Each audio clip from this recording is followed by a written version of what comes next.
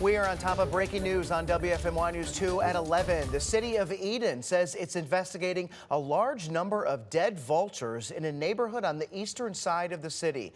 A portion of South Avenue is blocked off tonight because of it. The city says recent reports out of Virginia of suspected avian flu has it taking extra precautions. Pictures from the house the vultures are surrounding show the situation's gotten worse over the past week.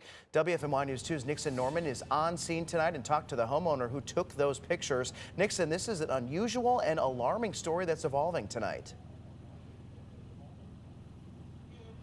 Oh, it's like something straight out of a horror movie. Over 20 dead vultures piled up in an Eden man's front yard in just the span of 6 days. Marcus Christopher took these photos over the last couple of days, saying this all started on the first day of the new year. What started with one bird ended with 15 birds in his front yard and 5 in his backyard. And I'm like, this is crazy. We got 4 dead vultures in my yard, And then there was like maybe another 3 or 4 that were just walking around kind of in a daze or whatever. And then they ended up being dead. And so I was talking with my son. I'm like, I don't know what's going on, but something's not right. Now, he says he tried calling several local agencies over the last 6 days until workers finally came tonight to clean them all up. The city of Eden posted online saying, based on reports from the Virginia Department of Health, that groups of dead vultures in several counties in southwest Virginia could possibly contain avian flu. Eden police don't know if that's the case for these birds, but they will be tested. Now that the dead birds are out of his yard, Christopher worries about the possible contamination left behind.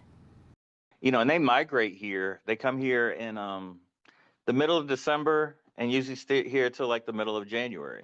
And they sit up in the trees behind my house, and then all of a sudden they're gone. And they do this every year. So never had a problem with them before.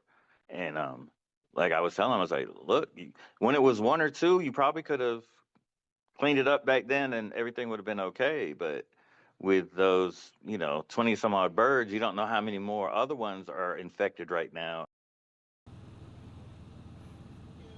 Christopher tells me one of the things he looks forward to the most is simply letting his dog back outside, who hasn't been able to roam freely for days.